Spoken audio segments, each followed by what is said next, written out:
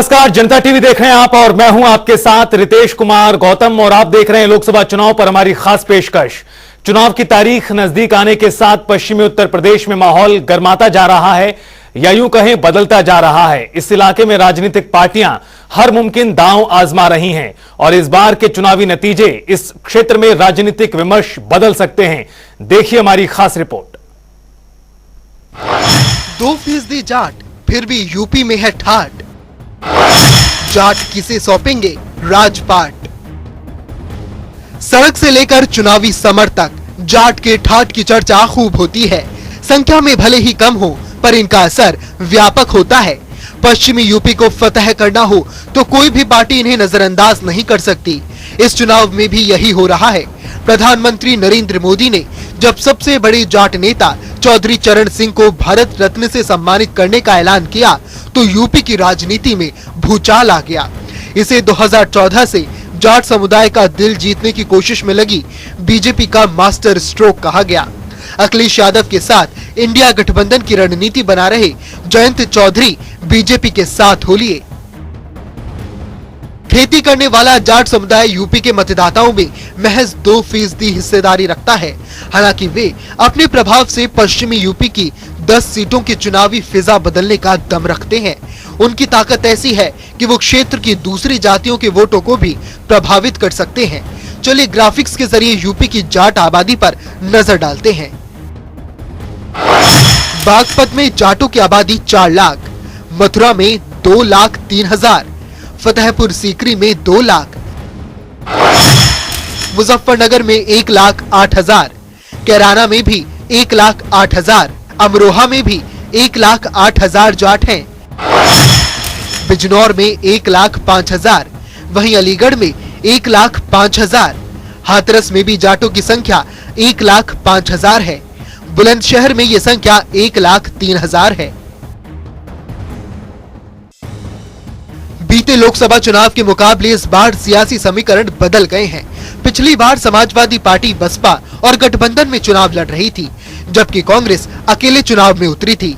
इस चुनाव में सपा और कांग्रेस साथ आए हैं, जबकि रालोद पाला बदलकर बीजेपी के खेमे में शामिल हो चुके हैं। हरियाणा और पश्चिमी उत्तर प्रदेश में एक आम कहावत है कि जाट खड़ी कर देगा खाट। इसीलिए देखना होगा कि जाट इस बार किसकी खाट खड़ी करेगा। स्पेशल डेस्क, जनता टीवी। तो हमारी इस रिपोर्ट के जरिए आपने देखा किस तरह से जो जाट मतदाता है, यूं तो 2% है, लेकिन पश्चिमी उत्तर प्रदेश में कई सीटें हैं जहां पर निर्णायक भूमिका में रहता है जाट मतदाता। और इस मुद्दे पर खास बातचीत के लिए हमारे साथ खास मेहमान जुड़ गए हैं। हमारे साथ समाजवादी पार्टी के प्रवक्ता गौरव चाचरा जी हैं, रोहित अग्रवाल हमारे साथ रालोद प्रवक्ता हैं और कांग्रेस पार्टी का पक्ष रखने के लिए हमारे साथ राज शर्मा जी हैं। अपने मेहमानों के पास जाएं उससे पहले अपने दर्शकों को बता दें कि 2019 में यहां पर 8 सीटों में 3 सीटें भारतीय जनता पार्टी जीती थी और 5 सीटें गई थी एसपी और बीएसपी के अलायंस के पास। यानी यहां पर बहुत कुछ बदल चुका है 2024 में। अब रालोद जा चुका है भारतीय जनता पार्टी के साथ, बीएसपी लड़ रही है अकेले और सपा और कांग्रेस का अलायंस है। और चलिए बातचीत की शुरुआत करते हैं और बातचीत की शुरुआत गौरव चाचरा जी आपके साथ करना चाहेंगे। 5 सीटें इस स्थान से आपको मिली थी आपके और बीएसपी के अलायंस को। 2019 में रालोद आपके साथ था, बसपा आपके साथ थी, लेकिन 2019 में और 2024 में परिस्थितियां बदल चुकी हैं। इस इलाके को लेकर आपका क्या मानना है और कितनी सीटें इस बार आपको लगता है कि आपके खाते में जाने जा रही हैं? अब देखिए, ये चुनाव जनता के असल मुद्दों का चुनाव है। महंगाई, बेरोजगारी, महिला अपराध, भ्रष्टाचार जिस प्रकार से लगाम पे है, नहीं है, चरम पे है, उसको निजात पाने के लिए जनता इस बार इंडिया गठबंधन का साथ देगी। और अब तो हमारे पास पीडीए भी है, पिछड़े दलित अल्पसंख्यक मुस्लिम भाई हैं, तो इन सभी का समीकरण बना के इस बार हम बहुत ज्यादा से ज्यादा सीटें निकालने का काम करेंगे। जनता का विश्वास माननीय श्री अखिलेश यादव जी में है, जनता का विश्वास इंडिया गठबंधन में है। जनता इस बार भारतीय जनता पार्टी को और इनके सहयोगी दलों को बाहर करने का काम करेगी। क्योंकि आरएलडी की खामी को कैसे आप पाटेंगे गौरव चाचरा जी? आरएलडी की जो कमी है और जो बसपा का अलग होना है उसको कैसे आप पाटेंगे?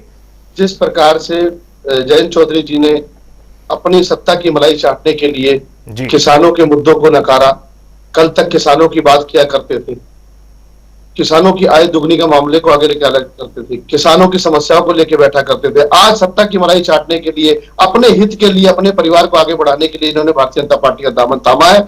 तो जाट जो मतदाता है वो भी इनसे नाराज हैं, इनके खुद के लोग इनसे नाराज हैं, और पीडीए जो नारा दिया है माननीय श्री अखिलेश यादव जी ने, पीडीए को साथ लेके हम इस बार ज्यादा से ज्यादा सीटें निकालने का काम करेंगे। आप कह रहे हैं कि पीडीए फॉर्मूले के जरिए यहां पर 8 सीटों में हम अधिकांश सीटें जीतेंगे, लेकिन ये तो नतीजे बताएंगे 4 जून को आने वाले।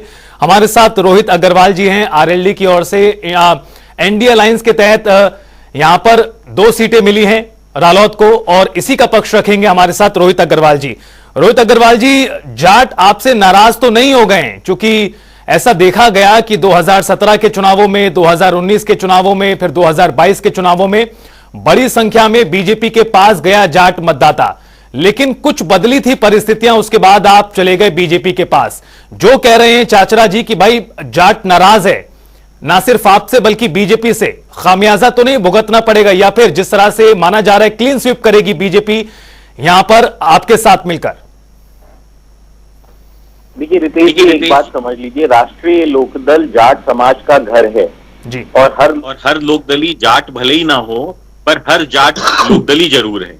तो इसलिए इस तरीके की अफवाह फैलाना या इस तरीके से कहना कि जाट समाज हमसे नाराज हो जाएगा, ये कहीं भी किसी भी तरीके से स्टैंड ही नहीं होता है। अब मैं ये कह दूं समाजवादी पार्टी से यादव नाराज हो जाएगा, अरे खाली यादव बचा है इनके पास, अब वो भी हम अगर कह दें इंसान नाराज हो जाएगा तो फिर तो गलत है ना भाई। कुछ तो दे दो, लाल टोपी लगा के बैठे हैं चाचा जी, तो कुछ तो इनको देना ही पड़ेगा ना भाई। लाल टोपी मतलब रेड अलर्ट, रेड अलर्ट बचाने की, रेड अलर्ट, जनता को भी टोपी पहनाने का काम करते हैं, खुद भी टोपी पहनने का काम करते हैं, टोपी पहन के चले आते हैं। अरे लोकतंत्र बचाना है, लोकतंत्र नहीं समाजवादी पार्टी को बचाना है। समस्या ये है समाजवादी पार्टी को बचाना है, लूट को बचाना है, एक एक करके गौरव चाचरी बचाना है, देश को बचाना है, चोरों से देश को बचाना है, छोटी चोरों से देश को बचाना है। ठीक है, आपस में ना उलझे, मुद्दे पर आए प्लीज। गौरव जी और रोहित जी प्लीज एक एक करके बोले, बात समझ नहीं आएगी। रोहित जी आप अपनी बात रखें प्लीज। तो ये जो लुटेरे हैं,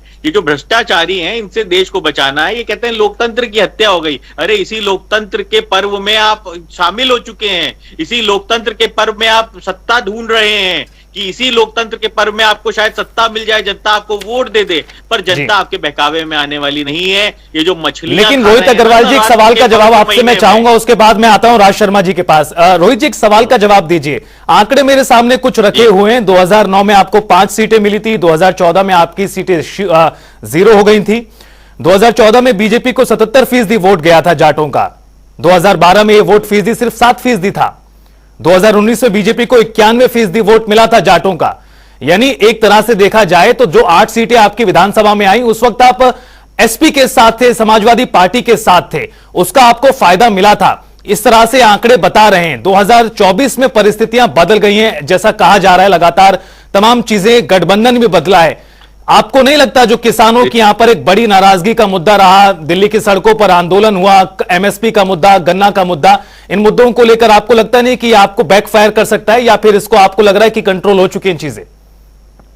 देखिए रितेश जी, एक एक करके मैं आपके हर सवाल का जवाब दे देता हूं। देखिए 2022 में हम पूरी ईमानदारी से समाजवादी पार्टी के साथ चुनाव लड़ रहे थे, पर समाजवादी पार्टी कहीं ना कहीं दोहरा चरित्र अपना दिखाने का काम कर रही थी, जिसके कारण समाजवादी पार्टी तो 47 से 111 पहुंच गई हमारी मदद से। और पश्चिम उत्तर प्रदेश से एक जो लहर उठी थी, समाजवादी पार्टी उसको कन्वर्ट नहीं कर पाई, परंतु ये समाजवादी पार्टी ने हमारे यहां भीतर घात करने का काम किया और हमारी कुछ ऐसी सीटों पे जहां पे हमारे मजबूत कार्यकर्ता चुनाव लड़ सकते थे, वहां पे इन्होंने जबरदस्ती अपने कार्यकर्ताओं को चुनाव लड़वाने का काम किया, जिससे कहीं ना कहीं हमारे कार्यकर्ताओं में भी रोष हुआ और हमारे वोटर में भी रोष हुआ, जिसका रिजल्ट कहीं ना कहीं सरकार ना बन के हुआ। और निरंतर समाजवादी पार्टी ने जब अभी 2024 की भी हमारी से बातचीत चल रही थी, तब भी ये धोखा देने का काम कर रहे थे। ये चाहते थे कि 4 कैंडिडेट इनके हमारे सिंबल पे लड़ लें, तो ऐसा तो संभव नहीं है ना। हमारा कार्यकर्ता काय के लिए, हमारा कार्यकर्ता क्या खाली झंडा उठाता रहेगा और हम समाजवादी पार्टी के कार्यकर्ताओं को अपने सिंबल पे लड़वाते रहेंगे? तो ये तो संभव नहीं है। देखिए हमारे नेता और इनके नेता के संबंध बहुत अच्छे हैं, जी। एक अच्छे दोनों युवा नेता थे, दोनों मिलके चल रहे थे, परंतु कहीं ना कहीं इनके मन में लालच था और ये हमारी पार्टी को ही समाप्त कर देने की ठीक है। नियत से ये संघर्ष करने का काम कर रहे थे। ये कोशिश थी इनकी कि ये किस तरीके से राष्ट्रीय लोकदल के जो अधिपत्य है पश्चिम उत्तर प्रदेश के अंदर, उसके ऊपर ये काबिज हो ठीक जाए। है। आज स्थिति देखिए ना, आज अखिलेश यादव जी पश्चिम उत्तर प्रदेश में पैर नहीं रख पा रहे हैं। आप बताइए, 3 दिन बाद चुनाव का प्रचार खत्म हो जाएगा, अभी तक एक भी रैली पश्चिम उत्तर ये तो प्रदेश के आपके अंदर फायदे यादव जी की ने बात है रोहित बताई अग्रवाल जी, ये तो आपके फायदे की बात है। अगर ऐसा हो रहा है तो ये आपके फायदे की बात है ना। नहीं बची है। ठीक है, मैं लौटूंगा आपके पास। प्रदेश में कोई लड़ाई जी। नहीं बची। 10 सेकंड दीजिए मुझे बता दूं। देखिए, पश्चिम उत्तर प्रदेश में कोई लड़ाई ही नहीं बची है। पश्चिम उत्तर प्रदेश में जो लड़ाई थी वो राष्ट्रीय लोकदल और भारतीय जनता पार्टी के बीच में थी, और भारतीय जनता पार्टी और राष्ट्रीय लोकदल जब एक हो गए तो वहां कोई लड़ाई फिर नहीं तो बची आपने है। वहां विपक्ष पे का आप पूरा देख इस पे लीजिएगा, सारी देखिए, सीटों पे- एक सेकंड रोहित अग्रवाल जी, आप अगर कह रहे हैं कि रालोद और बीजेपी के बीच लड़ाई थी और रालोद और बीजेपी साथ आ गए, तो आपने विपक्ष को पूरा स्पेस दे दिया। फिर तो उसको कोई ना कोई तो भरेगा, चाहे कांग्रेस भरे, एसपी भरे या बहुजन समाज पार्टी भरे। ठीक है, मैं लौटूंगा आपके पास। जी, राज शर्मा जी के पास जाना है मुझे, समय है। जमानत समाप्त। ठीक है, राज शर्मा जी, सहारनपुर वो सीट है जहां से आपके प्रत्याशी मैदान में उतरे हैं। ये जो पूरा स्थान है, यहाँ किसानों की एक बहुत बड़ी बेल्ट है। जाट बहुत बड़ा निर्णायक भूमिका में रहता है। आप लोगों ने एमएसपी पर लीगल गारंटी का एक वादा किया है अपने मैनिफेस्टो के जरिए। आपको लगता है कि इस मुद्दे को आप लोग भुना पाएंगे? और जो बातें रोहित अग्रवाल जी ने कही कि एसपी रालोद और बीजेपी के बीच यहां फाइट थी, चूंकि अब वो साथ हो गए, इसलिए यहां तो अब क्लीन स्वीप होने जा रहा है, कांग्रेस और एसपी को कुछ नहीं मिलने वाला है। भाई, सबसे पहली तो बात बताऊं, कांग्रेस पार्टी हो चाहे समाजवादी पार्टी हो, ये भुनाने का गेम नहीं खेलती जी। भुनाने का गेम भारतीय जनता पार्टी खेलती है। तो इसमें कुछ नहीं, हम देश की जनता की भले के लिए राजनीति करते हैं और उसी रास्ते पे चलते हैं। लेकिन अभी जैसे कि अभी पता चल रही थी, मैं आपको बता दूं कि पश्चिमी में चाहे जितना भी हो, चाहे बल्कि आरएलडी का कार्यकर्ता, मैं उससे पहले कहना चाहूं कि रोहित भाई बहुत अच्छे इंसान हैं जो दुखों को अपने चेहरे पे नहीं दिखने देते।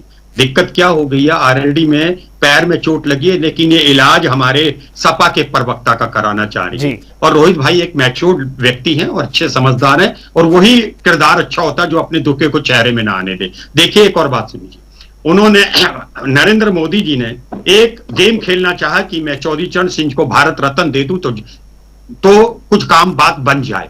मैं मानता हूं कि चौधरी चरण सिंह का सिर्फ जाट ही नहीं, इस जमीन, जब भारत की जमीन और आसमान नहीं, विश्व में सब एक इज्जत है, उनका एक सम्मान है। लेकिन जाट समाज वो भी देख रहा है वर्तमान को। देखिए, जो जाट होते हैं और जो आरएलडी का कार्यकर्ता है, भावनात्मक रूप से बड़ा स्ट्रांग होता है और वो अपनी भावनाओं में चलना पसंद करता है। देखिए, अभी सहारनपुर पे प्रधानमंत्री गए, शायद बिजनौर गए, मुजफ्फरनगर गए, क्या जरूरत थी आपको जैन जी की बेइज्जती करने की? क्या ये जाट समाज नहीं देख रहा है? और जाट समाज अंदर अंदर, और मैं आज आपको बता दूं रोहित भाई, खैर यहाँ पे मजबूरी हो सकती है, मैं इसमें नहीं कहूंगा, लेकिन जाट समाज जान गया है कि भारतीय जनता पार्टी एक ऐसी पार्टी है जो किसी भी दल को खत्म करना चाहती है। चाहे हमारी सपा हो, चाहे कांग्रेस हो, चाहे कोई भी हमारे गठबंधन की हो, इंडिया गठबंधन की, हमारे यहाँ पार्टियों को खत्म नहीं किया जाता है। तो निश्चित रूप से आप मानना पड़ेगा रितेश भाई कि पश्चिमी में जाट ही नहीं, पश्चिम का किसान हो, कोई हो, मौर्य, जो छोटी जाति कम भी वोट है, वो इंडिया गठबंधन के प्रत्याशियों को दे रही हैं। और इस बात को मानिएगा कि इस बात को नरेंद्र मोदी जी भी समझने लगे हैं। अभी अग्रवाल भाई कह रहे थे हमारे रोहित जी कि अखिलेश जी वहां नहीं जा रहे हैं। मैं कहता हूं ये बेगानी शादी में अब्दुल्ला कौन कहां जा रहा है, कहीं नहीं जा रहा है, ये मतलब हमें नहीं होना चाहिए। चैरिटी बिगन्स एट होम, मेरा घर खुश हो तो। राज शर्मा जी, देखिए, सवाल तो जरूरी है। रोहित अग्रवाल जी सवाल पूछे, ठीक है, मैं आपका सवाल पूछे दे रहा हूं। रोहित जी, आपका सवाल बड़ा महत्वपूर्ण है। राज शर्मा जी, ये बताइए, जो रोहित अग्रवाल जी ने अपने पहले कमेंट में कहा, भाई यहां पर बीजेपी प्रचार के नजरिए से देखेंगे तो आप ताबड़तोड़ प्रचार यहां हो रहा है, तमाम बड़े नेता यहां पर उतरे हुए हैं, अलग अलग राज्यों के चीफ मिनिस्टर भी यहां पर प्रचार कर चुके हैं और साधने का प्रयास एक तरह से है। समाजवादी पार्टी की ओर से बीते दिनों अखिलेश यादव एक तरह से मैदान में उतरे हैं, प्रचार करने की कमान सौंपी। इससे पहले कार्यालय से बैठ के तमाम चीजों को साधने का प्रयास था। आप ये बताइए कि यहां पर बड़ी रैली कब होगी? आगामी दिनों में प्रस्तावित है, लेकिन आपको नहीं लगता कि यहां पर प्रचार के नजरिए से आप लोग पीछे रह गए, या फिर जनता के हवाले आप लोगों ने छोड़ दिया है कि जनता ही लड़ेगी और पीछे से हम खड़े रहेंगे सिर्फ? ना रितेश भाई, एक और बात हो, सबसे बड़ी देश की विडंबना ये है कि जो हमारी सत्ता में पार्टी है, भारतीय जनता पार्टी, ये पार्टी नहीं है, एक कंपनी है जिसमें मैनेजिंग डायरेक्टर और डायरेक्टर ही चुनाव लड़ रहे। इनके बाद 2 ही नेता हैं,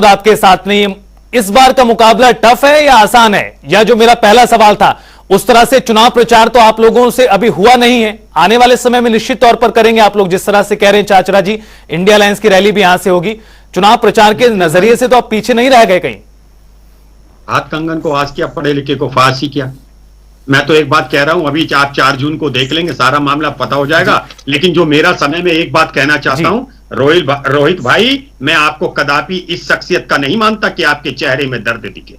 ठीक है, personal comment Raj Sharma ji please, personal रहने देते ना, पार्टी के मुद्दों पे रहते हैं। रोहित भाई मतलब आरएलडी, ठीक है, रोहित भाई मतलब आरएलडी। ठीक है। और एक और बात, अभी रोहित भाई एक बात कह रहे थे कि मछली शर्म नहीं आती आपको रोहित भाई? क्या आप उस पार्टी के संग हो जो पार्टी यूपी में गौ माता कहती है, गोवा में गौ खाता ही है, और प्रधानमंत्री जी, जैसे मैंने कंगना मैडम का एक इंटरव्यू पढ़ा जिसमें वो कहती है मैं बीफ खाती हूँ। कैसे बैठेंगे बगल में नवरात्रों में? कैसे बैठेंगे अगर अभी 4 दिन में चले जाएं? मैं नहीं बैठता हूं, मेरे व्रत चल रहे हैं, मैं किसी से आदमी से हाथ मिलाता नहीं हूं, क्योंकि मैं सच्चा। रोहित अग्रवाल जी प्लीज जवाब दीजिए, प्लीज रोहित अग्रवाल जवाब देंगे प्लीज, दोनों चीजों का। अब इससे ज्यादा और क्या दुख होगा कांग्रेस के लिए कि राज शर्मा जी कह रहे हैं मेरे व्रत चल रहे हैं, मैं कांग्रेस वालों से हाथ नहीं मिलाता हूं। भाई हाथ मिलाने तो भाजपा वालों से थोड़ी ना जाएंगे, कांग्रेस वाले ही इनके अगल बगल रहते होंगे। तो आप सोचिए, राज शर्मा जी भी जानते हैं कि इन पार्टियों से हाथ तक नहीं मिलाते हैं। ये कहते हैं हम देवी जी का व्रत कर रहे हैं, और यही एक स्वतंत्रता चाहिए पार्टी के अंदर, ठीक है। कम से कम जिस व्यक्ति को जो धर्म अपना निभाना है वो उसको निभाने के लिए उसको स्वतंत्रता मिले, ना कि अखिलेश यादव जी की तरह ये कह दिया जाए जन्मभूमि दर्शन करते नहीं जाओगे। मुद्दे भावनात्मक होंगे या मुद्दे होंगे जमीनी, इस बात का फैसला बड़ा जरूरी है। और चुनाव प्रचार को लेकर तो अभी बात यह है कि चुनावों की तारीखें अभी नजदीक हैं, काउंटडाउन शुरू हो चुका है और चुनाव प्रचार आने वाले दिनों में बढ़ेगा और ज्यादा गर्मी देखने के लिए मिलेगी। उत्तर भारत में वैसी गर्मी बहुत ज्यादा बढ़ती जा रही है। आप तीनों मेहमानों का बहुत शुक्रिया हमारे साथ जुड़ने के लिए और इस पूरी खास बातचीत और चर्चा के लिए। फिलहाल इस बुलेटिन में इतना ही। जनता टीवी पर खबरों का सफर लगातार जारी है।